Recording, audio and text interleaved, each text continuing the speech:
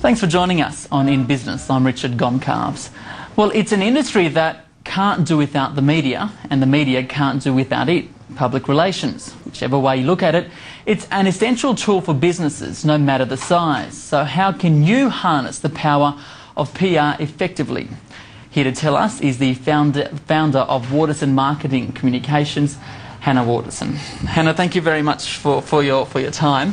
Thank you, Richard. We've done a couple of PR and marketing firms on this show already, so I want to know what's exactly different about your business in a second. But first of all, give us a background of your consultancy. It was set up in 1995. Why? That's right. I set it up because I wanted to get a better work-life balance for myself.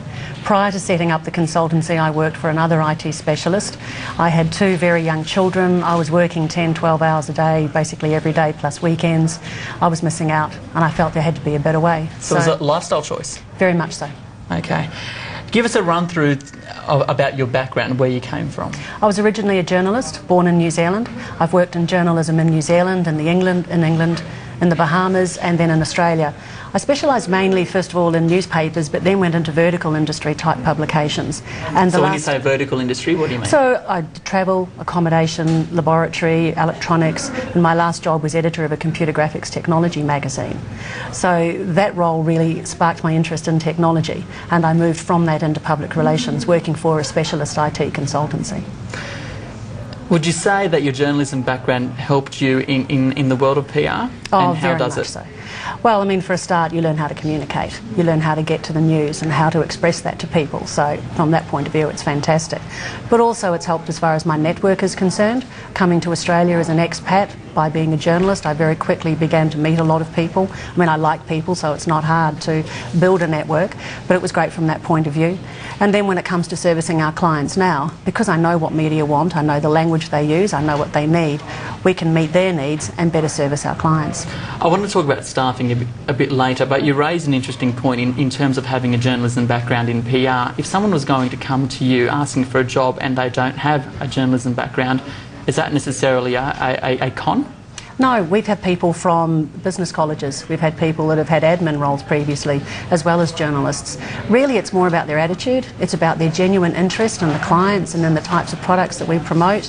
It's about them fitting into our own team, because it is a very small team. We need people that are going to work well together. And obviously they need to have a natural bent to communications and an intelligence level.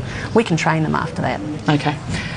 In terms of funding, how did you start up the business and how was it funded? It was self-funded. I was lucky. My husband was working full-time, so we had some money coming in. One of the difficulties I had in starting the business was getting the admin under control, and I'm ashamed to say that at some points I was invoicing clients on a quarterly basis, not monthly, because I just was so busy doing the consulting work. Trying to do admin was so hard.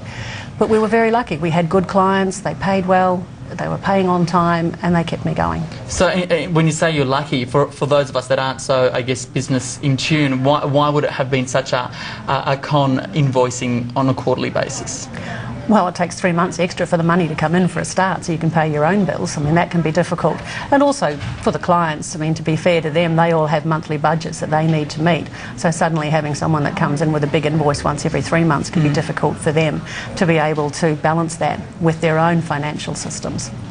In terms of location, is that important for where your business is? Well, it was for us. Originally, I had a small serviced office in St Leonards. I was working out of my accountant's office. North Sydney? Sorry, yes, just above North Sydney.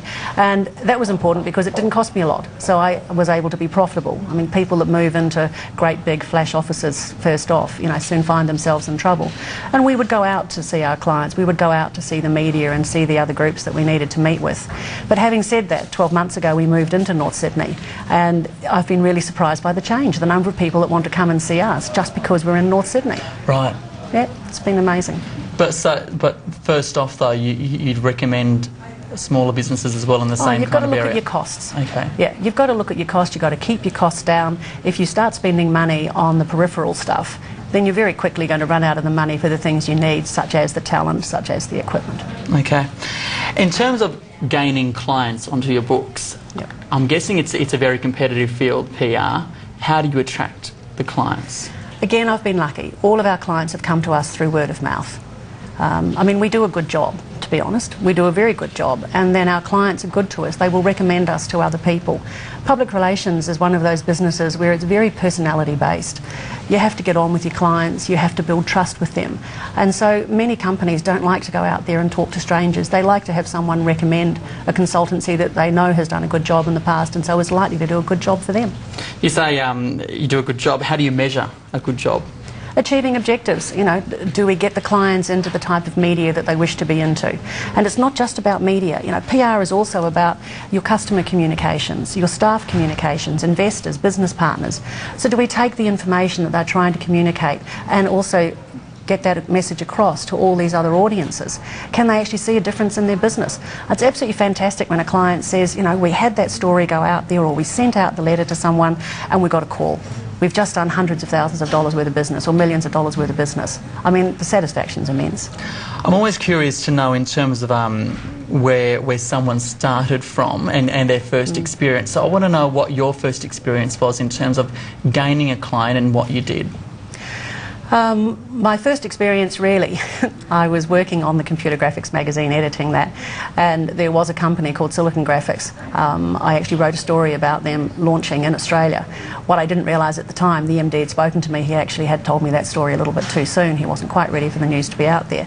I very soon went into PR, and he contacted me because he remembered the story, he did like it, and he approached us, and sure enough, the same day we got that business. I wish all of them had been that easy, but it was a nice way to start. The other interesting thing is saying that you've got that background in IT, and then you decided to use that knowledge or that experience in IT and translate that into your consultancy work. Well, you have to be interested in the products and services that you're promoting. And I like technology. I love technology, in fact.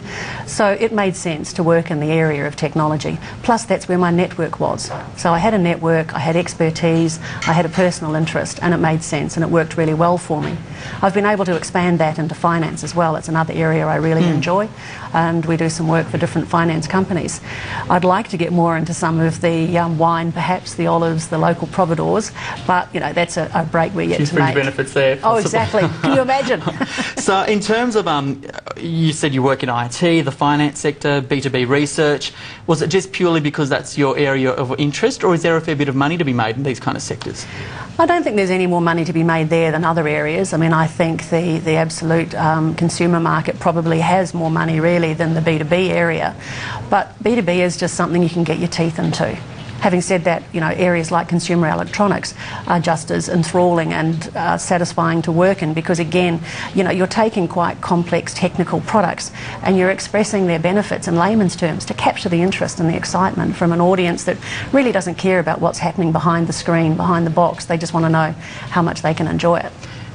So you're trying to push the brand of your clients, but how do you push your own brand? What kind of marketing and advertising techniques do you use to get your brand out there? Well, I really haven't found that marketing's worked for us. We've tried it in the past. We've gone out to organisations in a very targeted way, people who we think have got a problem and we think we can help them. But it doesn't seem to be the way business works. They will go through annual reviews of their consultancies as opposed to stopping and talking to somebody partway through that process. So really, you know, our marketing is servicing our clients properly. It is getting out there. It's making sure that people know you're still around, you're still in business, and then the business will come to you. Okay. Hannah, we've got plenty more to talk about, including staffing and the skills shortage. We will talk about that after the break. You are watching In Business with the founder of Watterson Marketing Communications, Hannah Watterson. Back in a second.